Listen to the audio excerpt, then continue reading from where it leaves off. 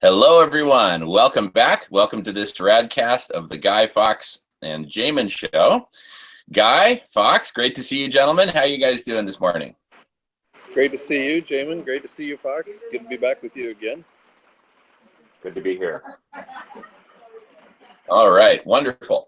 Well, having explored the depths, and I mean that in its full sense of the word, the depths of this hyper-individualistic culture that we've kind of morphed into or evolved into, we're going to sort of shift gears today and talk about the utopia that we want to get to. So if not this, what? And then how do we get there? And I'll kick off with just a little story from this last weekend, and then I'll pass it over to you, Guy, and Fawkes, and we'll take it from there. So this last Saturday, was this annual solstice parade in Fremont, a very artsy kind of hip neighborhood in Seattle. And it was in the afternoon. And after the parade, I was walking around down there and just extremely frustrated and saddened by just seeing, here's, so much of Seattle has come together. And in the wake of the parade, everyone's just kind of milling around looking for pleasure. There is no public forum to discuss the obvious crises that are on top of us and crushing us and leading us toward extinction. And I got so frustrated that everyone's just kind of going around on their cell phones seeking pleasure. And I noticed that I myself was in that category. And so I was like, all right, how can I be so frustrated at other people if I'm part of the problem? So I then walked over to the base of this giant 30 or 40 foot tall statue of Lenin, and that used to be in the Soviet Union for decades. And I walked to the base of the statue and just started bellowing out to the crowds, "Wake up, Seattle. We are staring down the barrel of an ice-free Arctic for the first time in 3 million years." And that was kind of the starting point for conversations that I had. I would just basically, announce until people came up and started talking, and then we'd have some conversations, and more people would come up. And I told people that my intention here is not necessarily so much to change minds, but to transform human culture. We need to go from a culture of, just hyper individualist, and as long as I'm okay, everything is okay, and the rest of the world, that's kind of somebody else's problem, to, hey, what's going on? Let's engage, let's talk. And so that was just an interesting sort of experiment. And I'll just mention that was on the heels of, on Thursday, I had this great local radio interview with a very popular local radio host who's conservative and a climate change denier himself, named Dory Monson. And so we were on for about 20 minutes or so. And this was because they had gotten this soundbite of me talking about near-term human extinction and a 10-year time frame at the Seattle City Council meeting 8 days ago. And so they had, various media had played some of my sound bites from that city council meeting, which were admittedly pretty inspiring, I thought. Anyway, and so the radio host gets on with me and he's like, all right, so what's this thing about, going extinct and all that? And I started off by saying, well, first of all, for example, we're on track to having an ice-free Arctic for this summer, blah, blah, blah. And I started to go into the implications of that. And he says, well, I understand the implications of that would be disastrous. I just don't believe that we're going to have an ice-free Arctic. I just don't believe it. Right. And I said, well, it's the U.S. Naval Postgraduate School, they're the ones with the submarines, they should know, And, but it was really interesting. It was a nice exchange. I didn't really get to say very much, as often is the case in those sort of conservative circles of media. But there were, at last time I checked, about 168 comments, most of them negative. Oh, this guy's crazy. It's like I'm the problem, but it's sort of Seattle's first real public dose of human extinction, which is a pretty strong spice, I would argue, from having my own taste buds having been fried on it. So anyway, with that, I'm going to pause my monologue and kick it over to Guy and Fawkes and take it from there. Thank you. Thanks, Jamen. That's an excellent experience you had, albeit somewhat sad. You're out there in Fremont and walking around and seeing that everybody is completely absorbed with their own cell phones, with their own world, as it were, and the world is actually pretty small, despite the fact we can reach so many places with our smartphones. And so it brings to mind, what kind of world do we want? You know, I suspect for the 5 wealthiest people on the planet who now have the same wealth as half of the people on the planet, that number has gone from 40 just a few years ago, from 40 individuals having the same amount of wealth as half the people on the planet. Now we're down to 5.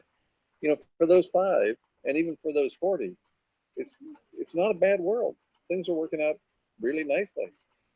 But as you indicated, we are headed for an ice-free Arctic in the very near term. For context, to be the first ice-free Arctic in at least 3 million years, and our Homo erectus, our genus, the earliest predecessors of what became us, Homo sapiens, they showed up about 2.8 million years ago. So the tool-making humans, Homo erectus, showed up about 2.8 million years ago. We're staring down the barrel of an ice-free Arctic. The last happened at least 3 million years ago. That doesn't sound good to me. It's difficult to imagine how we'll be able to have any influence over the runaway change that is an abruptly warming climate in light of that near-term event. But it brings to the fore, what do we want to do? What do we want to be as a society? What do we want to be as a culture? If as a culture, if as a society, we have 10 years or 1,000 years or 1,000,000 years left, what do we want to be? What is our ideal for humanity that actually brings out the best in our humanness, in our humanity? So I'd love for the conversation to point that way. Fawkes, can you start us off with that conversation? Well, I'm not sure where to go with the conversation. I will respond to something you said about the, things not being so bad for the wealthiest. Undoubtedly, that's the case. On the other hand, it's in their interest as well in terms of, their legacy, in terms of, the offspring they may or may not have, their good name, and what the what it all amounts to in the end. I think it's not that it's not in their interest, not that you were saying that, but that there needs to be some kind of, I'll just say, justification, that they have to somehow find some way to legitimate what they have, as opposed to the have-nots, and that stark contrast between the haves and the have-nots. It's almost as though denying things like climate is, in and of itself, a sort of pretext for saying it's okay for me to have all this money because it's not as though the world is going down.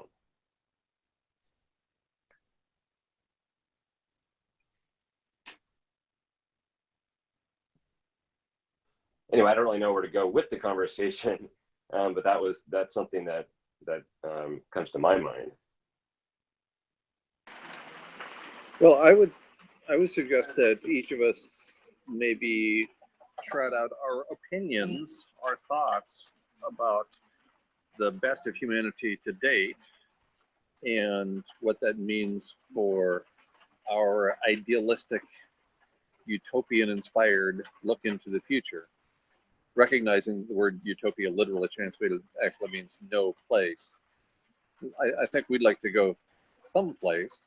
I think we would like to define the parameters of that someplace. What would we have? For me, at least in my romantic historical view, I turn to books like Ecotopia and Ecotopia Emerging by Ernest Hallenback, in which he described a society rooted in a love for nature, a love for the Cascadian bioprovince where the two books were set, and also rooted in localness, as people actually knew each other, and they participated with each other in that very local arena that had become their home. This wasn't to suggest they didn't have technology. In fact, considering the books were written a long time ago, at least 30 years ago, it was astonishing the foresight of the author Hallenback to describe a society that had access to what at the time would have been considered amazing technologies, you know, truly Star Trekian stuff. And but today is more in line with the kinds of tools, techniques, and technology that we have at our disposal. And yet there is this convergence of a profound sense of humanity rooted in a local place and protecting that local place, in this case Cascadia from Northern California up to Northwestern Washington. And the sense of community, local community that brought into the conversation was, for me at least, truly inspiring. So for me, that's one version of a utopian, desirable future that does not have us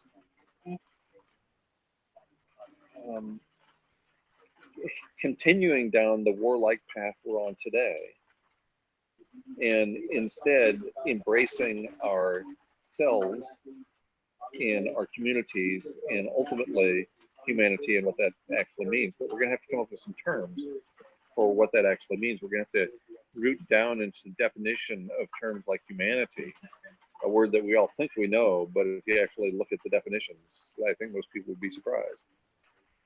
And try to figure out something other than the omnicidal path we're currently on. That's the conversation that's the direction I'd like to take with this conversation today, anyway. Jamen, your thoughts? Thank you, Guy and Fawkes.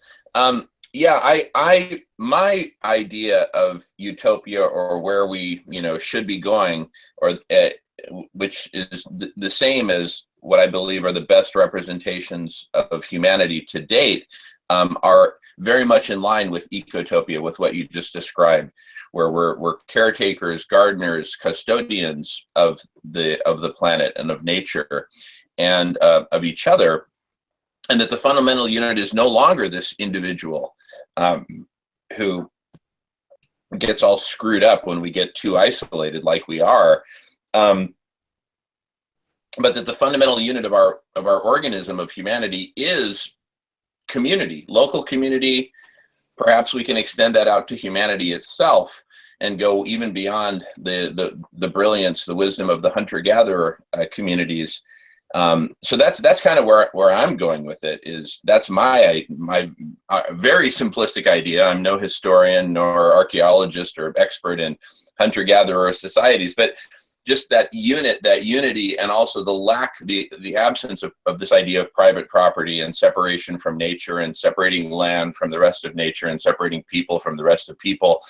But it just seemed like massive unity, and the world living as a whole. But now it's admittedly romantic notion of it. But let me pass it over to Fawkes and then Guy, and see what you guys think about all this.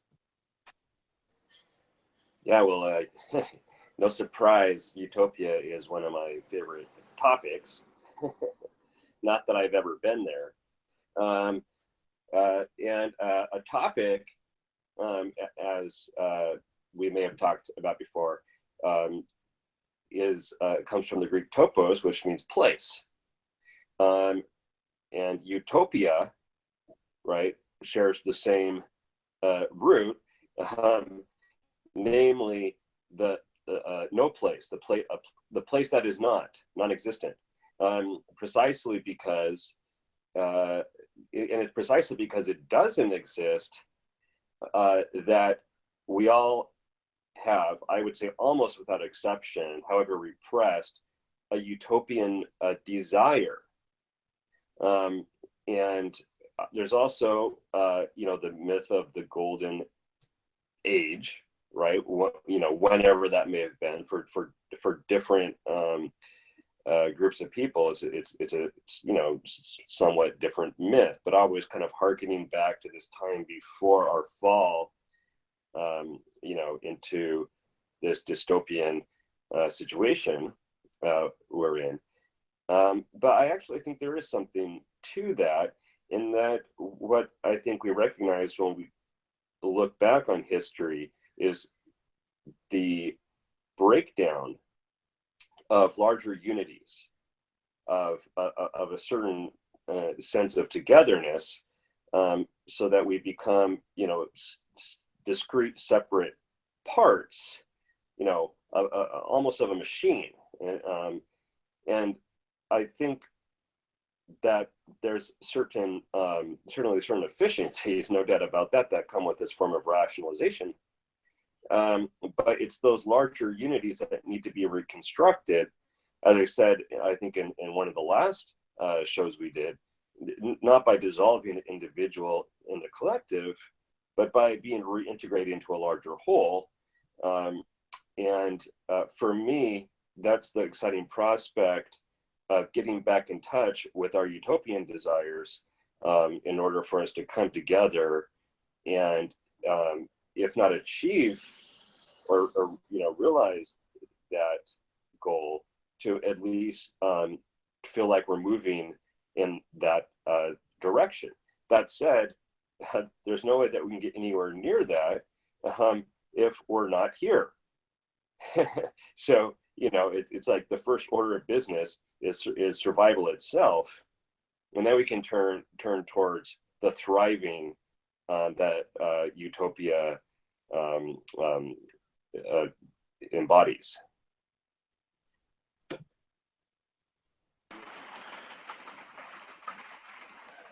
Well, if not here, and if not where we're headed, then what? For me,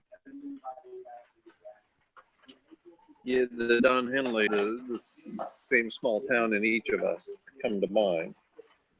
The strong sense of community we enjoy when we're in a neighborhood and we're part of that neighborhood, when we can walk outside and walk a few blocks or walk the entire town and know everybody we come across by name. That's something substantially different than what most of us enjoy today.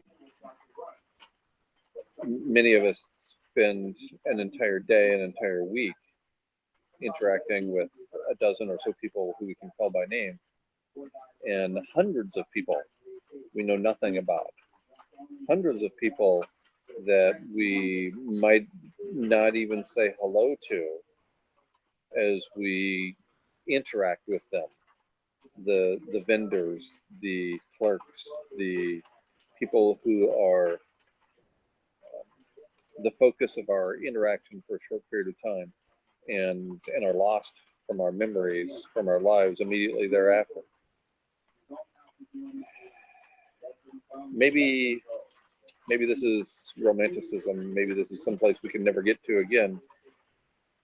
Certainly we can't get there with 7.5 billion people on the planet living in communities of millions of people each. Maybe the path is too steep, or maybe not. Maybe not, and it certainly becomes too steep if we admit that it's too steep. If we say that it cannot be done, then by definition it cannot be done. So where to from here? I don't have an answer to that. That's why I'm talking to you guys, the two smarter people in the conversation.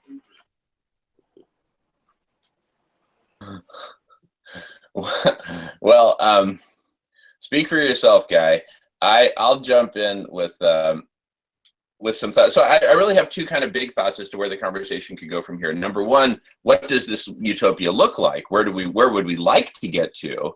And then number two, how do we get there? And ultimately a dialectic, because we might say, wait a second, I don't really see a direct path to this really awesome utopia that we're envisioning and salivating for.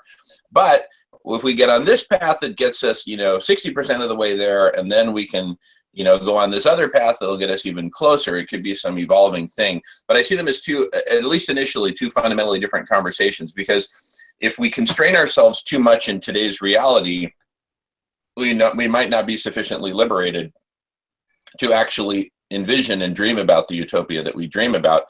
And to the extent that we dream at all about this utopia, isn't it grounded in our own experiences? We have this small town in each of us, and that's because each of us has, in some way, shape, or form, grown up in a small town or lived in that sort of utopian environment. And so I think what I'd like to maybe suggest is we start by talking about where do we want to get to. Forget for the moment the logistics of how to get there, but where do we want to get to? And I'll just share one experience that I had from my teenage years. Was I did a lot of volunteer work in central Mexico in the summers and winters after my 10th grade, 11th grade in high school. And that for me was, it became sort of the closest I've ever experienced to a utopia. It was in an agrarian setting. These are poor subsistence farmers who depend upon each other and the whole community. And there is a tremendous sense of community. Everybody knows everybody else. And so I would walk from farm to farm, from cluster of homes, and to, I'd walk a mile from one cluster to another, and work with people on building latrines and things like that. And I knew everybody knew me, and it was not at all about money or personal gain. It was about how do we improve the health of these communities. And so anyway, I just wanted to share that one anecdote. Guy, I know that you grew up in a small town where everybody knew everybody. And so anyway, those are my thoughts. We're just kind of kicking around ideas, kind of groping our way, in the dark here, in the middle of this dystopian nightmare. How do we get out of this mess and towards utopia? So we're trying to envision something from within the confines of a prison or a concentration camp, or whatever your analogy that we've been born into. So back to you, Guy and Fawkes. Well, that is certainly the hard part, isn't it? I mean, we are born into captivity, as my friend Tim Bennett likes to say. We showed up at a certain point in time in a certain place, and there was already this culture well developed around us. Everybody seemed to be doing pretty much the same thing, chasing the same things, chasing money and chasing power, and to a lesser extent, I would argue, chasing love, chasing what they thought were the right things. And we're born into that, and we don't have any control over that. And so then what does that mean for how we carry on the rest of our lives? What kind of utopian can we present in light of our personal histories and our personal examples? Well, obviously, at least some people are capable of imagining something far greater at the level of society. Look at science fiction writers through history. Look at Ernest Hallenback, who I don't think would consider himself a science fiction writer. Look at the utopian side of the coin that has as its opposite the dystopian side of the coin, written about by, say, Cormac McCarthy recently, and Ray Bradbury and George Orwell and Aldous Huxley, and the list goes on historically. But what does our utopia look like? I suspect that it's different for each of us. I suspect they're reaching consensus or even majority perspective on the desirable future. It's going to be a somewhat challenging task, to say the least. Maybe we have to define it for ourselves individually, and maybe we have to pursue it for ourselves individually. Maybe we have to actually create it, because at some level, we do create the future for those around us, as we've talked about before. We create the future by simple niceties like telling people good morning every morning, and by giving of ourselves to those in our local community. Does it stop there? Is that enough? Does that take us where we want to go? Does that take us where we need to go if we are to persist much longer as a species? Well, I don't know. I just don't know where the personal becomes communal and where the communal becomes the society and where the society becomes the entire culture and the entire species. Fawkes, your thoughts on that, please? Yeah, well, you invoked a number of literary, I'll just say artistic figures who have had utopian or dystopian visions, and Jamen said, if we focus too much on the real, right, we may lose sight of the ideal. It's as though we'll never get off the ground if we're focused at that level. And so these artists, these creative types, who have created alternative visions of the future, it's kind of like saying, with the John Lennon song, imagine, right? Imagine this, imagine that, right? It's like each one steps forward, and doesn't present it as, hey, this is what we ought to be doing here, right? It's sort of a flight of fancy, but at the same time, it's the freedom to let ourselves go there, so to speak. I think that lets us entertain the possibilities of living in radically different ways, and then we can actually, at least the hypothesis is that we can then actually co-create the future we want and indeed need in order to survive and thrive. So that artistic creative impulse, I think, is largely it's at one with the utopian impulse.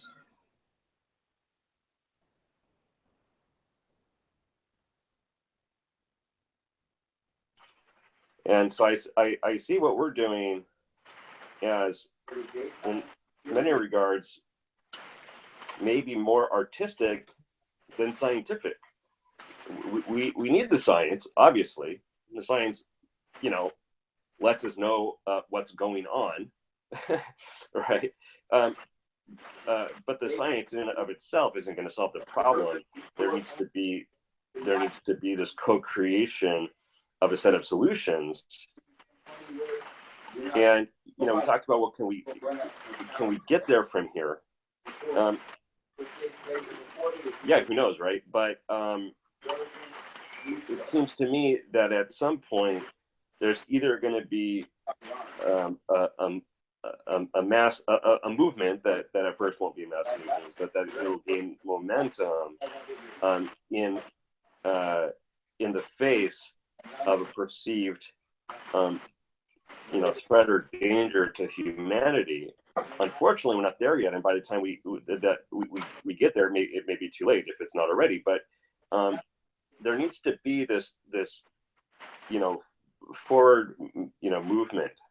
Momentum needs to build, but in what direction, right? Well, that's why we're talking about utopia, which in other parlance we just refer to as whole world, right? That the people and planet be healthy and whole and all that, and working in that direction, but on different levels, in different dimensions. But if we don't do the one thing upon which everything else depends, namely save our planet, save ourselves, then there's really no point in arranging the decks on the Titanic, right, as it goes down. There is no planet B, that's for sure. So that seems to be the rallying force that we need to rally around. We need to agree as every individual within society that without a living planet, we don't have a planet capable of sustaining humanity. So maybe that's where we end this conversation, and next time think about what are the limits? How do we get from A to B once we define what B is, B being the utopian idealistic future? What are the constraints on our ability to get there beyond psychology and sociology?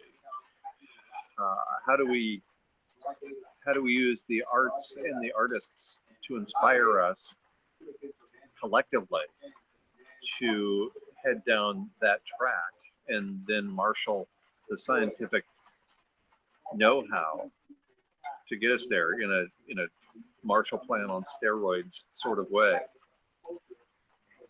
That may be the next step we want to take in this conversation. Jamen, your thoughts?